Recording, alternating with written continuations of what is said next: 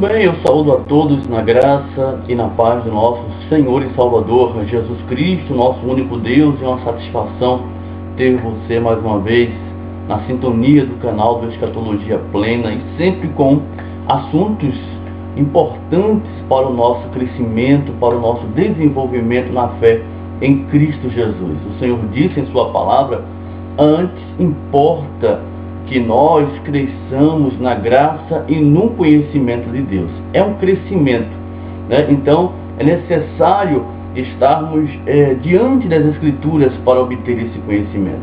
Nada com as tradições, nada com os dogmas denominacionais, nada com a religiosidade, mas sim com Cristo, o Senhor que vive e reina pelos séculos dos séculos. Hoje eu quero abordar mais um assunto, em poucas palavras, com respeito ao preterismo completo.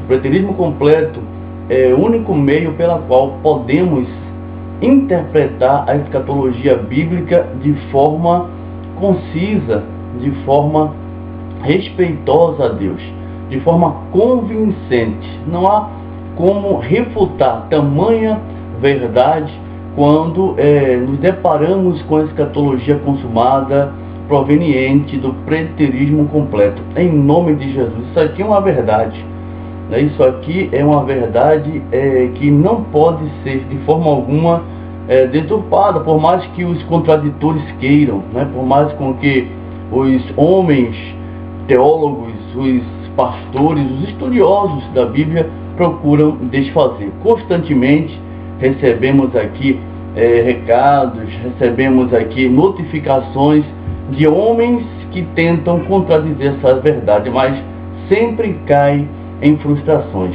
É terrível. É recalcitrar contra os aguilhões. Só temos que lamentar tamanha ousadia dessas pessoas que tentam, mas nunca chegarão a um consenso de mostrar que o preterismo completo seja uma heresia ou um falso ensinamento em nome do Senhor Jesus. Eles dizem, a questão é que eles falam por aí que o preterismo completo nega a segunda vinda de Jesus Cristo. Meu Deus do céu, isso é uma falácia, isso é uma tentativa desonesta de desfazer do preterismo completo. Mostramos aqui várias passagens que colocam a posição deles em xeque. Então eles atacam desta forma, de forma desonesta, né, o preterismo completo, de forma completamente absurda, que não tem nada a ver com o que o preterismo completo apresenta. Na verdade, a palavra preterismo significa passado, né? Então estamos mostrando à luz da Bíblia que as profecias já se cumpriram. Mostramos isso de forma nítida dentro da palavra de Deus, dentro das Escrituras, em um consentimento cronológico e também utilizando a história. Não tem como haver meios de existir erros nisso, de forma alguma, né? Então, o que é que estamos apresentando?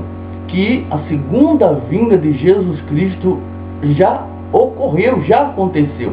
Não estamos negando de forma nenhuma, estamos apenas deixando claro que a segunda vinda de Jesus Cristo, o juízo final, ressurreição dos mortos, já aconteceram em 70, na queda de Jerusalém, em nome do Senhor Jesus. Essa é a verdade de Deus.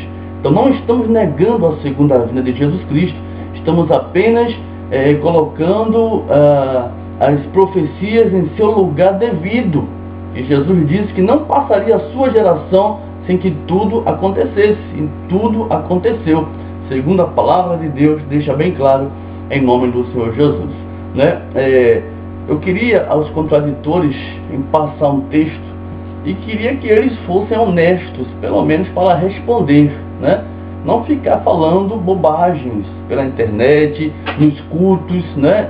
Em reuniões particulares, porque eles não têm fundamento nem para falar do que eles creem, quanto mais do que eles nem estudaram. Diz a palavra de Deus em Hebreus capítulo 9, no versículo 28. Assim também Cristo, né? Assim também Cristo, tendo-se oferecido uma vez para sempre para tirar os pecados de muitos, aparecerá a segunda vez, sem pecado, aos que o aguardam para a salvação. Vejam bem, o texto de Hebreus, capítulo 9, 28, então, apresenta aqui o sacerdócio de Cristo. É um texto tremendo, onde expõe a superioridade de Cristo com relação a Moisés. Temos aí toda uma divisão desse capítulo, o cumprimento da promessa de Cristo com relação a ele ser o mediador da nova aliança. E agora fala a respeito da salvação, que ela é proveniente da graça de Deus, né? A promessa que foi estabelecida de forma superior na nova dispensação, na nova aliança, na graça do Senhor. E diz a palavra que ele, oferecendo-se uma vez para sempre, tirando os pecados de muitos, não de todos, apenas dos eleitos, dos filhos, aparecerá a segunda vez, sem pecado, aos que aguardam para a salvação. É importante entender que essa epístola foi escrita também antes de 70, né? Em meados a 64 a 68, foi escrita essa epístola aos Hebreus, né? Informando essa verdade. Era uma promessa à salvação. E quando dizemos que Jesus ele veio em 70, obviamente essa promessa ela já foi conquistada, a igreja de Jesus Cristo.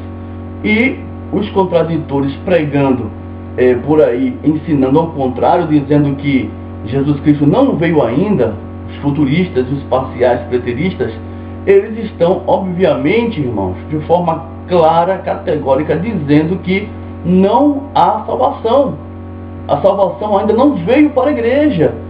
E como é que alguns ministros da graça de Deus vivem por aí pregando que uma vez salvo, salvo para sempre?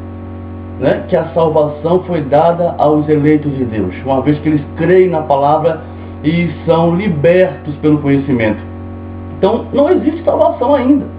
Se Jesus não veio, não há salvação. A salvação era uma promessa para a igreja do primeiro século e foi conquistada na queda de Jerusalém em 70, quando Jesus veio nas nuvens do céu. Tem que acabar com essa mentira teológica ensinada pelo preterismo parcial, onde diz que Jesus veio em julgamento de Jerusalém e voltará para julgar as nações. Então é a terceira vinda, querido. Vamos ser honestos, né? Vamos ser humildes para poder voltar às Escrituras e estudar essas questões com mais veemência, com mais dedicação em nome de Jesus. Não somos o dono da verdade. Estamos apenas aqui expondo as Escrituras, colocando em conflito os pensamentos dos homens com a verdade inerrante das Escrituras de Deus. Seja Deus verdadeiro. Então, quando falamos que Jesus Cristo veio em 70, estamos anunciando que o Senhor veio nas nuvens do céu, cumprindo assim tudo que está escrito com referência à sua vinda, parousia no original grego, onde se encontra a palavra do Senhor. Estava tudo determinado para ser no tempo de sua geração e tudo isso se cumpriu em nome do Senhor Jesus. Então, é algo que devemos considerar, pois está na palavra de Deus, a palavra única inerrante. Se você vive ainda pregando uma segunda vinda de Jesus Cristo, aguarda Jesus Cristo vir ainda pela segunda vez, você está dizendo, pastor, ministro do Evangelho, apóstolo, olha, você está dizendo que não somos salvos, não há salvação. A salvação ainda é uma promessa, porque a palavra diz que os que aguardam, ele veio para redimir os pecados e apareceria segunda vez sem pecado aos que aguardam para a salvação. Então, defender a segunda vinda de Jesus Cristo é estar de acordo com a espera da salvação. Não, você vive totalmente fora da realidade da salvação eterna. Você ainda vive uma esperança. Eu vivo em uma realidade, porque as Escrituras dizem completamente que esse aguardo já cessou em 70. Jesus Cristo veio nas nuvens do céu, estabeleceu o seu reino e reina pelos séculos dos séculos. Essa é a verdade bíblica. para a glória de Deus, em nome de Jesus. Um abraço e até a próxima oportunidade, em nome do Senhor.